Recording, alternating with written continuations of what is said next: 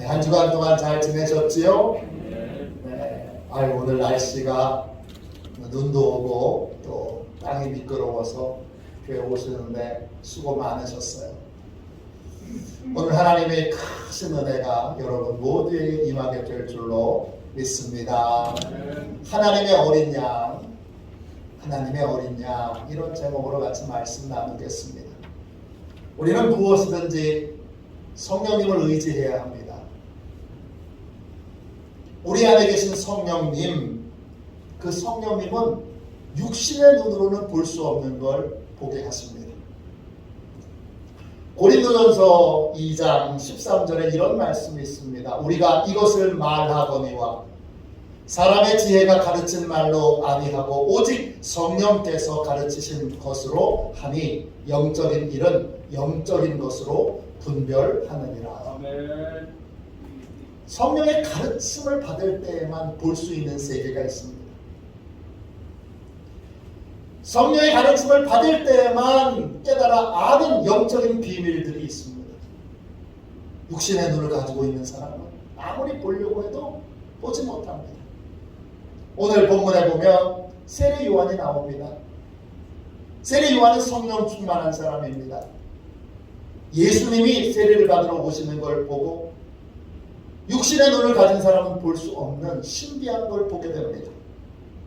예수님은 나사렛에서 온 촌스러운 목수입니다.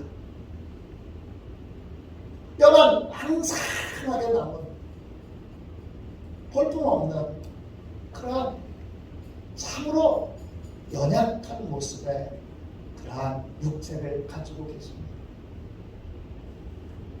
육신의 눈으로 보면 그렇게 보이는데 세례 요한은 그 예수님에게서 다른 게 보입니다. 뭐가 보입니까? 29절 보세요. 이튿날 요한이 예수께서 자기에게 나오심을 보고 이르되 보라 세상 죄를 지고 가는 하나님의 어린 양이로다. 성령 충만한 세례 요한의 눈에는 예수님이 다르게 보입니다. 예수님의 겉모습이 아닌 예수님의 참모습 본질이 보입니다. 예수님은 하나님의 어린 양이십니다. 하나님께서 우리 죄를 대신해서 죽도록 하나님이 친히 준비하신 하나님의 어린 양입니다. 창세기에 보면 아브라함이 자식 이삭을 번제물로 바치기 위해 모리아산으로 올라갑니다. 한참 올라가던 이삭이 아버지에게 이렇게 묻습니다. 불과 나무는 있는데 번제할 어린 양은 어디 있습니까? 아브라함이 대답합니다. 창세기 22장 8절입니다. 내 아들아 번제할 어린 양은 하나님이 자기를 위하여 친히 준비하시리라. 아브라함의 고백대로 하나님께서 친히 번제물을 준비하셨습니다. 그 덕분에 이삭은 살았습니다.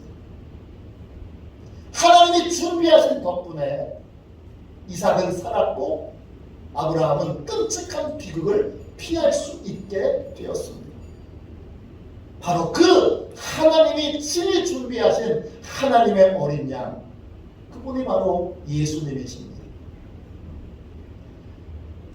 영적인 세계를 보았던 세례 요한은 그만큼만 본 게 아니라 더 깊은 걸 봅니다. 그 하나님의 어린 양이 바로 하나님 자신입니다. 하나님 자신이 대속 제물이 되기 위해 이 땅에 오셨고 하나님 자신이 대속 제물이 되셨습니다. 하나님이 우리의 죄값을 치르는 희생 제물로 자신을 우리에게 주시는 것입니다. 30절 말씀 보세요. 내가 전에 말하기를 내 뒤에 오는 사람이 있는데 나보다 앞선 것은 그가 나보다 먼저 계심이라 한 것이 이 사람을 가리킴이라. 예수님은 세례 요한보다 훨씬 먼저 계셨던 분입니다. 왜? 하나님이시니까. 태초부터 계셨고, 아니 태초 이전에 하나님이 안 계셨던 적이 한 번도 없습니다. 성령 충만한 세례 요한은 하나님 자신이시고 우리를 위해 오신 하나님의 어린 양이심을 다시 한번 확인하고 이렇게 고백합니다. 31절 보세요. 나도 그를 알지 못하였으나 내가 와서 물로 세례를 베푸는 것은 그를 이스라엘에 나타내려 함이라 하니라. 광야에서 요한이 세례를 베푼 이유는 사람들에게 회개를 시키도록 하기 위해서입니다. 그것만인 줄 알았는데 요한이 세례를 베푸는 데에는 더 깊은 이유가 있습니다. 더 본질적인 이유가 있습니다. 뭡니까? 메시아를, 속죄의 구원자를 이스라엘에게 나타내기 위해서입니다. 나타내려 함이라 할 때 그 나타낸다라는 말은 헬라어로 파네오입니다. 명확하게 하다, 명백하게 하다, 드러나다, 보여주다 이런 뜻입니다. 요한이 세례를 베푼 이유는 메시아를, 속죄의 구원자를 명백하게 사람들에게 알려주기 위해서입니다. 하나님께서 요한이 세례를 베풀고 있을 때 반드시 속죄의 구원자를 세례받도록 보내실 것이고, 그러면 그를 통하여 요한의 세례를 통하여 속죄의 구원자가 이분입니다 이렇게 소개하는 것이 바로 세례 요한이 세례를 베푸는 이유입니다. 그러니까 세례 요한은 세례를 베풀면서도 이제나 저제나 메시아가 언제 오실까를 메시아를 기다리고 있었던 것입니다. 그런데 여기에 어려운 문제가 있습니다. 왜냐? 세례 요한은 속죄의 구원자이신 메시아를 한 번도 본 적이 없습니다. 어떻게 생겼는지, 어디서 사는지 모릅니다. 한 번도 만나본 적이 없습니다. 그러자 하나님은 세례 요한에게 속죄의 구원자인 메시아를 분별할 수 있는 지혜를 주십니다. 여러분 32절부터 34절까지를 보세요. 요한이 또 증언하여 이르되 내가 보매 성령이 비둘기같이 하늘로부터 내려와서 그의 위에 머물렀더라. 나도 그를 알지 못하였으나 나를 보내어 물로 세례를 베풀라 하신 그이가 나에게 말씀하시되 성령이 내려서 누구 위에든지 머무는 것을 보거든 그가 곧 성령으로 세례를 베푸는 이인 줄 알라 하셨기에 내가 보고 그가 하나님의 아들이심을 증언하였노라 하니라. 구원자를 분별하는 기준은 요한이 세례를 베풀 때 하늘로부터 성령이 임하여 그 위에 임하는 그분이 바로 구원자요, 메시아요, 하나님의 어린 양인 것입니다. 이것이 기준인데 예수님께 세례를 베풀자 하늘로부터 성령이 비둘기같이 임해서 예수님에게 다 임재해 계시는 걸 보게 됩니다. 그걸 확인하고 나서 요한은 말합니다. 저분이 메시아구나. 저분이 세상 죄를 짊어지실 하나님의 어린 양, 하나님이 친히 준비하신 하나님의 어린 양, 하나님 자신이구나. 그렇게 깨달아 알고 사람들에게 얘기합니다. 이분이 하나님의 어린 양이고 이분이 하나님의 아들입니다.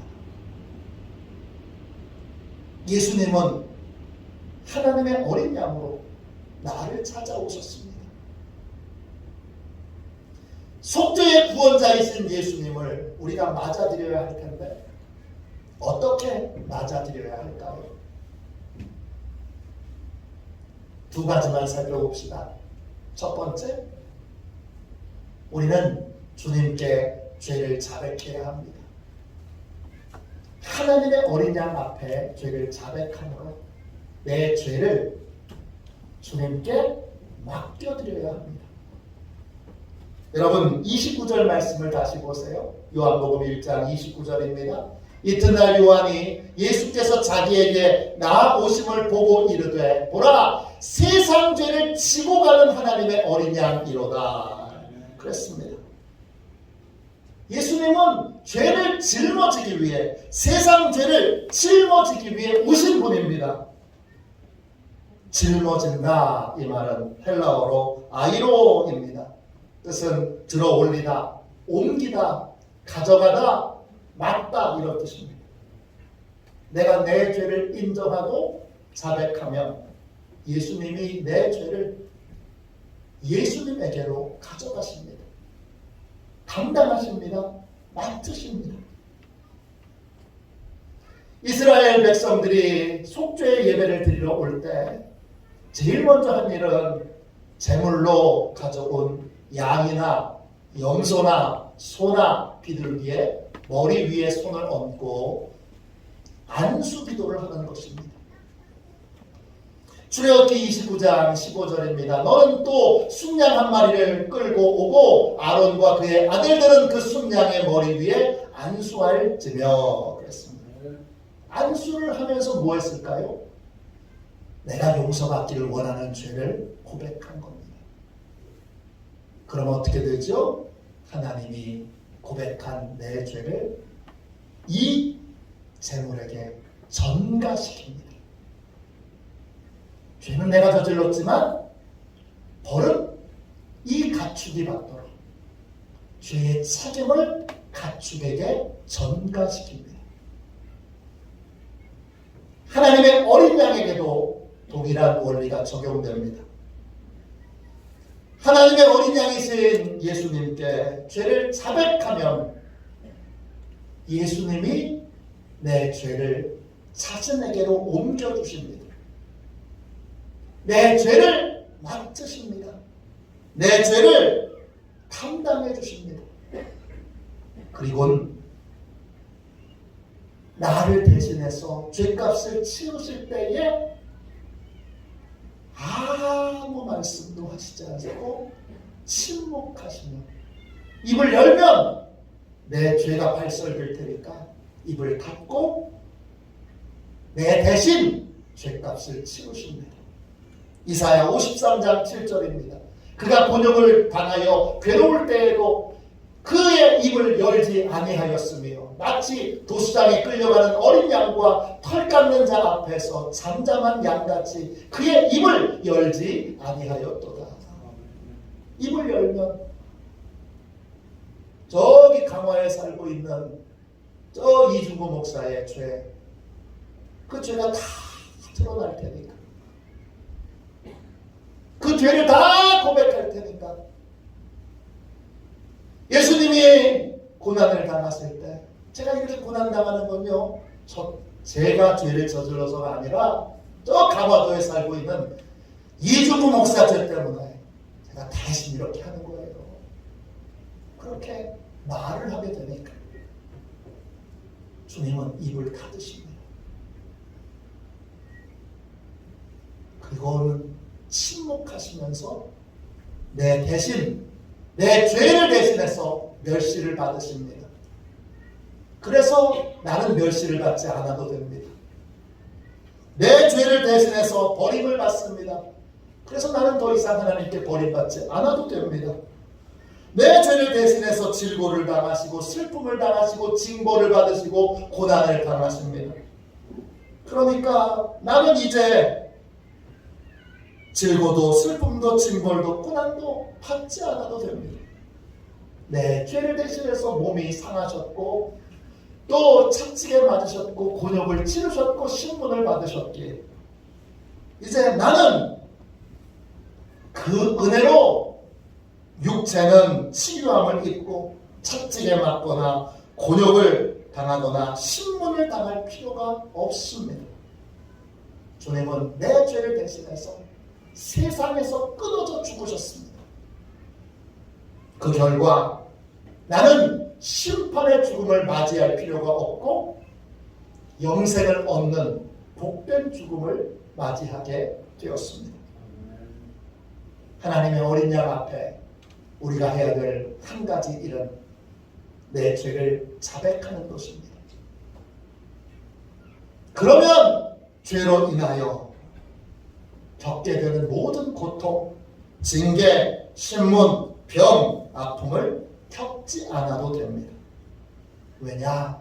예수님은 내가 지은 모든 죄를 침묵으로 품으시고 내 대신 죄값을 치르셨기 때문입니다.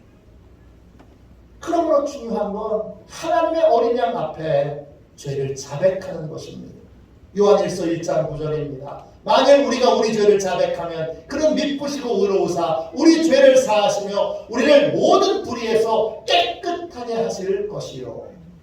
자백한다, 헬라말로 호몰로게오입니다. 뜻은 공개적으로 선언한다, 결론을 말한다, 인정한다, 같은 것을 말한다, 이런 뜻입니다. 죄를 자백한다는 건 공개적으로 내가 죄인인 것을 인정하는 것입니다.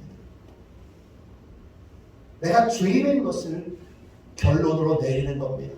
내가 죄를 저질렀는데 그런데 상황과 여건 때문에 또 누구 때문에 탓하거나 변명하지 않고 나 지옥 가야 마땅할 죄인 맞아요, 주님. 이게 자백하는 것입니다. 그리고 이 자백은 개인의 자백으로 끝나지 않고 호몰로게오, 호모는 함께, 로게오는 말하다, 이런 뜻이에요.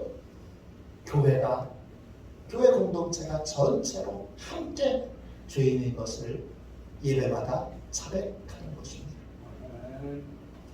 교회 공동체가 죄를 자백하는 것의 아름다운 모델은 강화에 있습니다. 초기 강화 성도들은 공개적으로 함께 죄를 자백했습니다.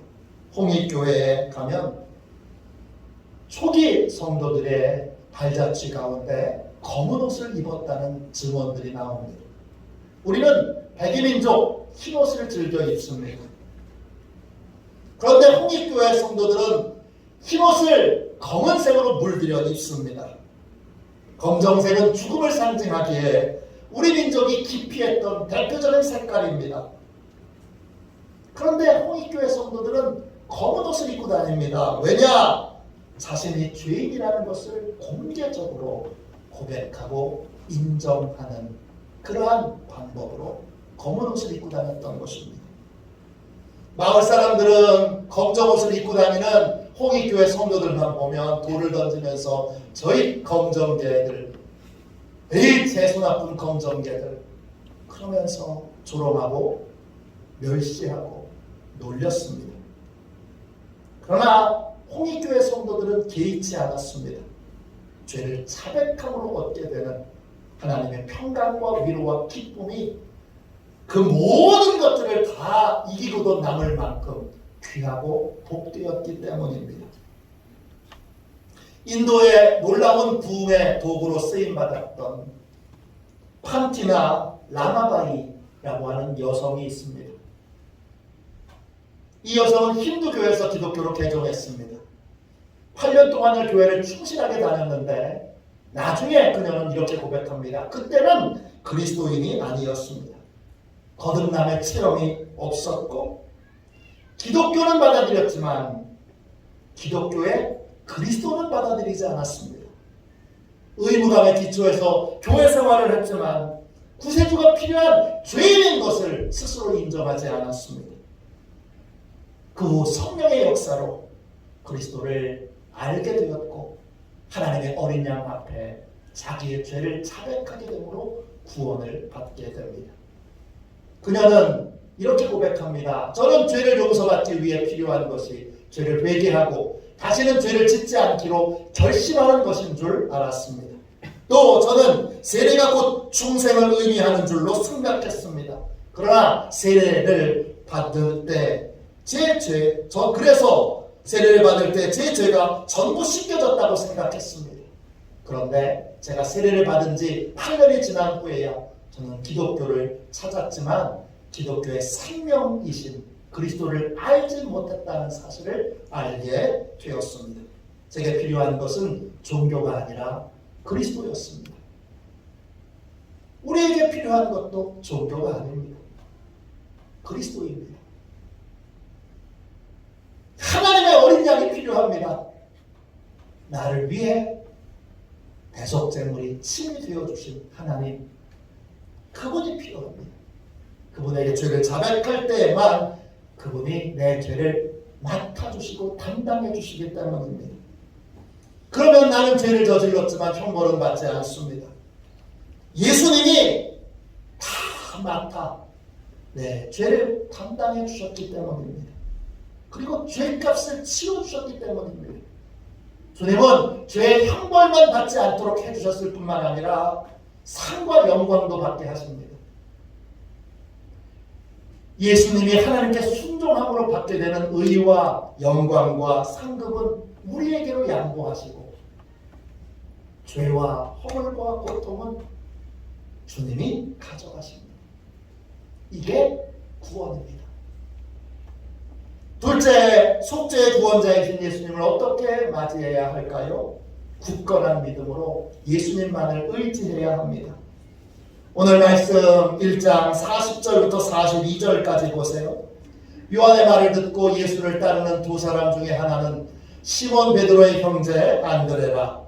그가 먼저 자기의 형제 시몬을 찾아 말하되 우리가 메시아를 만났다 하고, 메시아는 번역하면 그리스도라.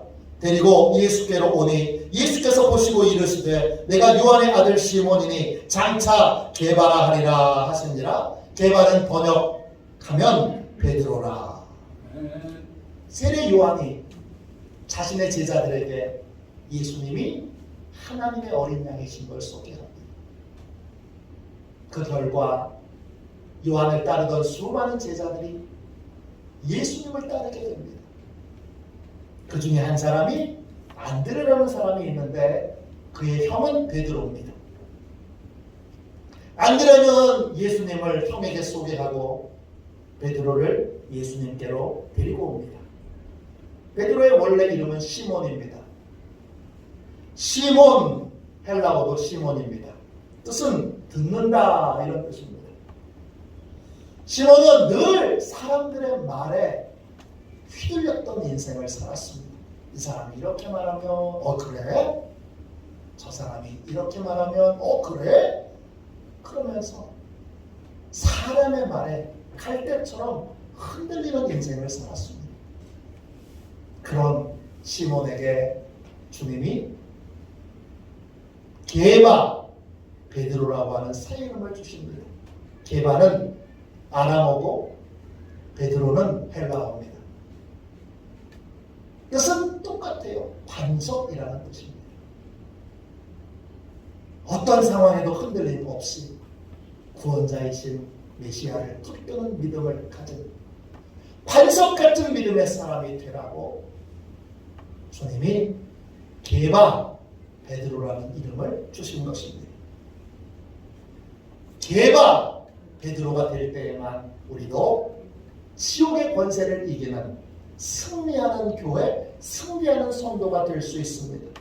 마태복음 16장 18절입니다. 내가 내게 이르노니 너는 베드로라. 내가 이 반석 위에 내 교회를 세우리니 음부의 권세가 이기지 못하리라. 지옥의 권세를 이기는 승리하는 교회, 승리하는 성도가 되려면 세상의 말에, 사람들의 말에 이리저리 흔들리는 자가 아니라 유일하신 하나님의 어린 양 예수 그리스도만을 붙드는 믿음, 예수 그리스도의 진리를 붙드는 믿음, 이 믿음으로 승리해야 합니다. 그래야 끝까지 믿음의 길을 걸어갈 수 있습니다. 요한계시록 2장 5절입니다. 그러므로 어디서 떨어졌는지 생각하고 회개하여 처음 행위를 가지라. 만일 그리하지 아니하고 회개하지 아니하면 내가 내게 가서 내 촛대를 그 자리에서 옮기리라. 처음 행위를 가지라 그랬습니다. 처음 행위를 잃어버렸거든. 어디서 잃어버렸나 생각하고 회개하고 다시 처음 행위를 가져야 합니다. 처음 행위가 뭡니까? 하나님의 어린 양 앞에 죄를 자백하는 믿음을 회복하는 것입니다. 예수 외에는 죄 용서함을 받을 다른 길이 없습니다. 예수님만이 사랑으로 내 죄를 품으시고 사랑으로 내 죄를 대신해서 대속제물이 되셨습니다. 우리는 예수님만을 믿고 예수님의 말씀만을 의지하는 반석 같은 믿음으로 살아야 합니다. 그럴 때 지옥의 권세를 이기는 승리하는 교회, 승리하는 성도가 될 수 있습니다. 예수님은 내 죄를 친히 담당하기 위해 오신 하나님의 어린 양입니다. 그분 앞에 죄를 자백하지 않는다면 그분이 오신 이유는 아무 소용이 없게 됩니다. 그러나 내가 그분 앞에 내 죄를 자백하면 내 죄는 더 이상 내 죄가 아닙니다. 예수님이 내 죄를 친히 맡으시고 내 죄값을 대신 치워주셨기 때문입니다. 우리는 죄를 자백하는 일을 뒤로 미루지 말아야 합니다. 나중에 하지 뭐. 그러면 죄에게 여러분 잡아먹힙니다. 죄에게 사로잡힙니다. 죄가 끌고 다니는 대로 끌려다닙니다. 죄에게 종로로 타는 인생이 됩니다. 설거지하는 것과 똑같습니다. 바로바로 설거지를 하면 세제도 많이 안 들고 물도 조금만 쓰면 됩니다. 그런데 설거지를 잔뜩 미루고 잔뜩 설거지가 쌓여 있는 상태에서 그 음식 찌꺼기들이 바싹 말라 딱 달라붙어 있으면 세제도 몇 배를 더 써야 되고 물도 몇 배를 더 써야 되고 노력도 몇 배를 더 해야 합니다. 죄를 깨닫는 즉시 우리는 하나님께 즉시 회개해야 합니다. 예배마다 죄를 깨닫게 해달라고 하나님 앞에 구하며 주님 앞에 늘 자백하고 자복하는 삶을 살아야 합니다. 그럴 때 죄의 고통은 주님이 가져가시고 하나님의 영광은 우리에게 주시는 구원의 복된 은혜를 누리는 삶을 살 수 있게 됩니다. 이 믿음을 처음부터 끝까지 붙들고 살아야 합니다. 사람의 말에 현혹당해서 이렇다고 하니까 여기 기울이고 저렇다고 하니까 여기 기울이고 그러면서 기웃기웃대다가 구원을 잃어버리고 처음 사랑을 잃어버리고 처음 행위를 잃어버리는 그러한 인생이 되지 말아야 합니다. 끝까지 반석 같은 믿음, 노선벽 같은 믿음으로 이 대속의 주님만을 붙들고 주님이 알려주신 진리만을 붙들고 믿음으로 살아야 합니다. 그래야 지옥의 권세를 이기고 천국에 입성하는 놀라운 영광을 누릴 수 있게 됩니다. 저와 여러분이 천국의 영광을 누리는 그러한 복된 성도들이 다 되시기를 주님의 이름으로 축원합니다. 우리 찬송가 149장을 함께 찬양하고 하나님 앞에 함께 기도합시다. 하나님의 어린 양이신 주님 앞에 죄를 자백하는 자로 살아 구원의 은혜, 구원의 감격, 구원의 기쁨을 누리고 그리고 죄에서 승리하는 음부의 권세가 이기지 못하는 그러한 승리하는 삶을 살게 해주십시오. 이렇게 우리 함께 이 찬송 부르고 기도하도록 하겠습니다. 우리 149장 우리 1절부터 4절까지 찬양하도록 하겠습니다.